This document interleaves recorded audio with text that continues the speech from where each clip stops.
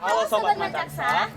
Sekarang sudah tiba saatnya bagi kita untuk memperingati Hari Guru Nasional loh. Hari Guru itu apa sih?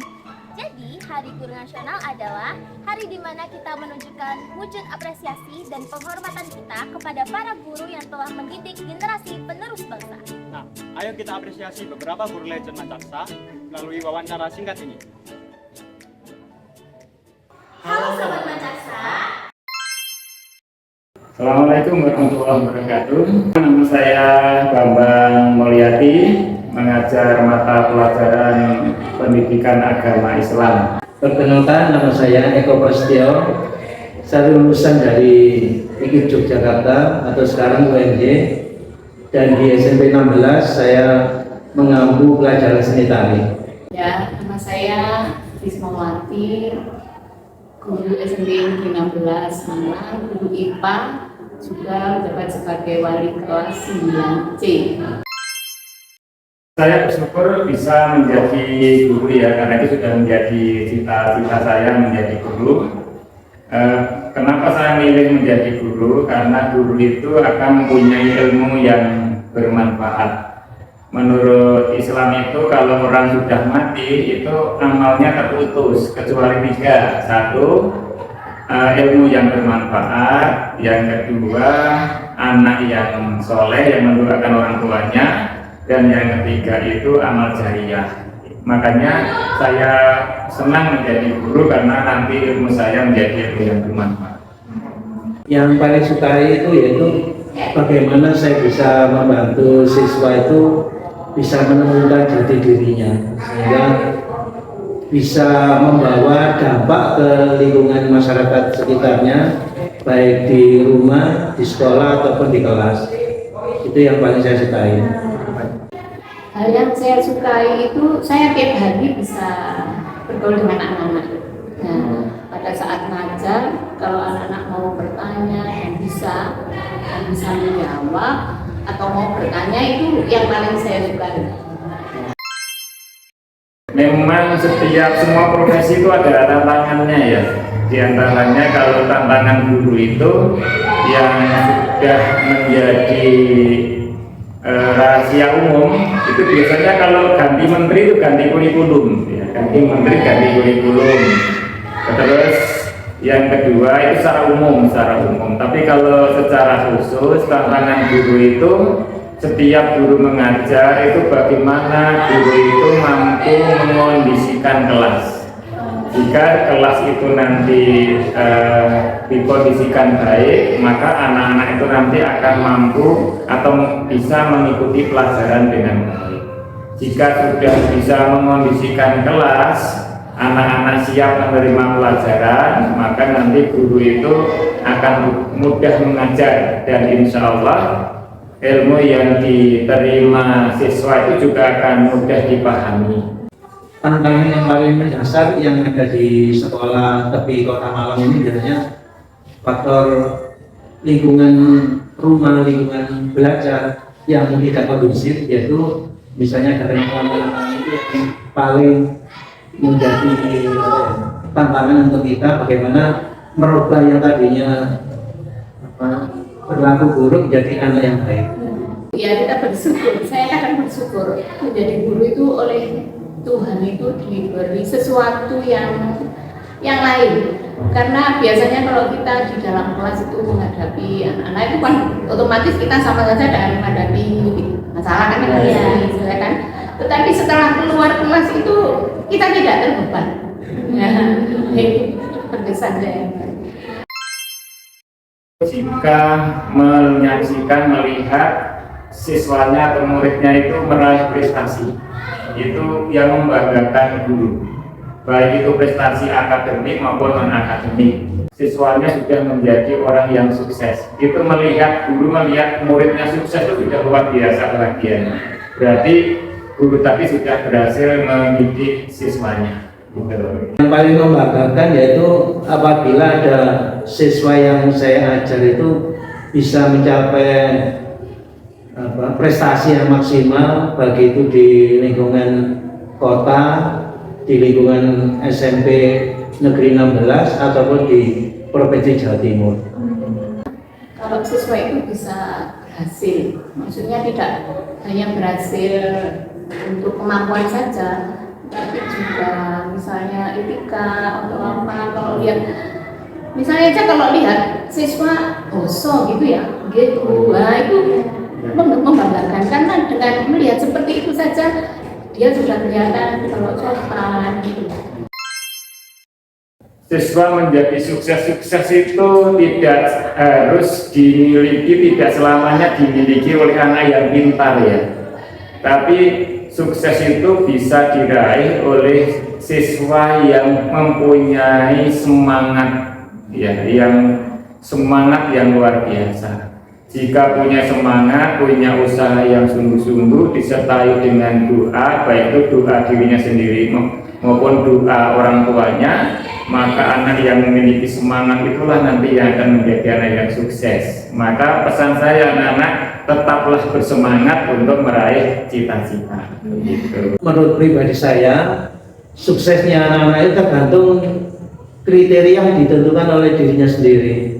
Contohnya, saya ingin jadi juara lari misalnya.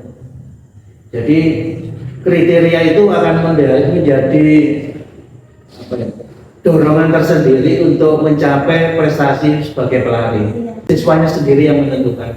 Bapak Ibu guru sebagai mediatornya saja atau fasilitator. Yang membuat siswa menjadi sukses adalah rajin dan tekun.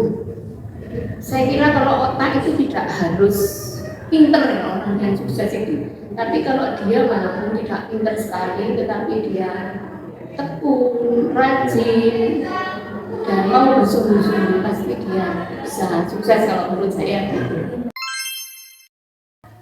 Pesan bagi saya, anak-anakku semuanya kelas 7 sampai kelas 9, yang saya pesankan seperti tadi, tetaplah anak-anak belajar dengan sungguh-sungguh, kemudian sertailah dengan doa, tapi jangan kalah penting untuk meraih cita-cita itu harus punya kemauan yang kuat, disertai doa yang sungguh-sungguh, maka nanti anak-anak akan menjadi anak yang sukses. Tapi yang kami harapkan bagi anak-anak, jadilah anak yang cerdas, yang sehat, yang rajin ibadahnya, maka nanti anak-anak itu akan meraih sukses baik di dunia sampai di akhirat besok. Untuk siswa-siswi Mencaksa, harapan saya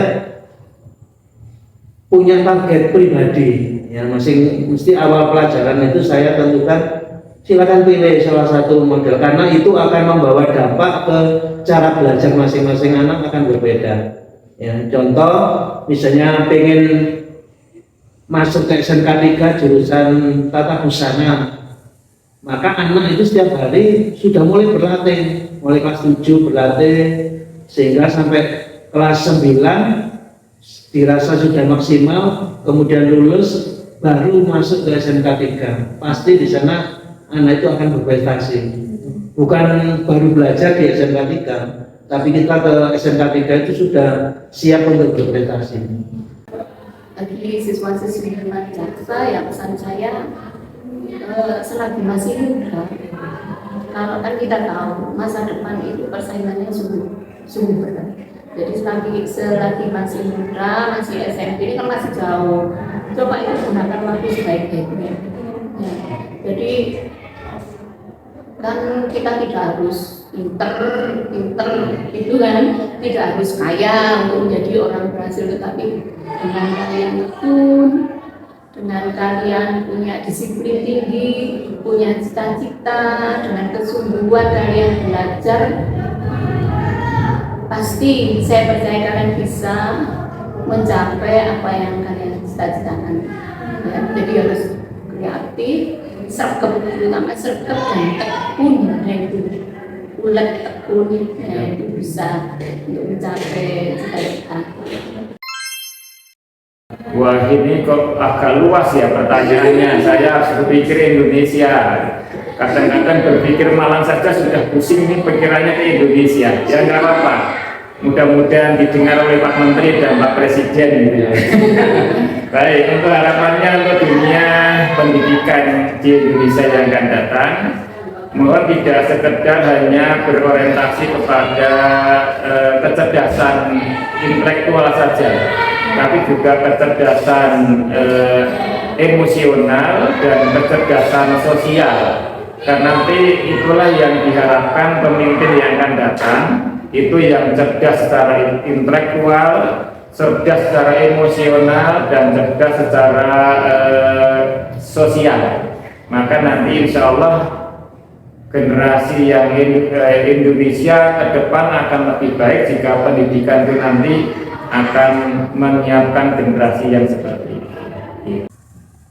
Harapan saya dunia pendidikan ini menjadi inspirasi bagi pemuda-pemudi khususnya siswa-siswa untuk mengembangkan prestasinya.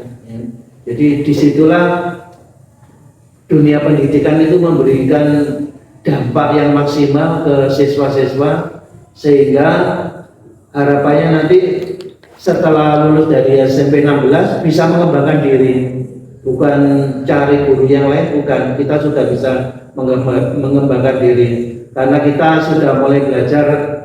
Misalnya yang saya ampu seni tari mulai kelas 7 sampai kelas 9, harapannya setelah lulus SMP anak itu kan siap untuk belajar sendiri, siap untuk tampil di masyarakat. Mungkin itu harapan saya untuk dunia pendidikan. Ya, harapan saya untuk dunia depannya bisa membawa anak-anak itu bisa bersaing pada saat masa-masa yang akan datang. Dan dengan bersaing itu kan kita harus sadar kalau mungkin sekarang itu lagi ini kan. Nah, itu kadang-kadang kita tidak merasa kalau ini itu menyita waktu kita yang sangat banyak. Dan kalau kita perhitungkan, kita lihat kita itu banyak sekali rugi waktu dari situ. Kecuali kalau dengan dengan gadget itu kalian bisa menambah keterampilan, menambah ilmu pengetahuan, atau menambah sesuatu yang bisa berguna bagi masa depan. Saya kira itu gak apa-apa kita membawa kerja. Tapi kalau kalian lihat sebagian besar ya kayaknya teman kalian kalau pegang HP apa yang dilakukan? Buka game lah.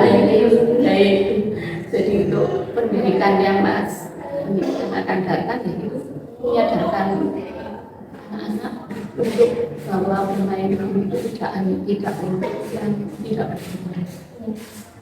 Karena sebetulnya kalian tanpa untuk pengetahuan, tanpa bapak ibu guru kan bisa mencari.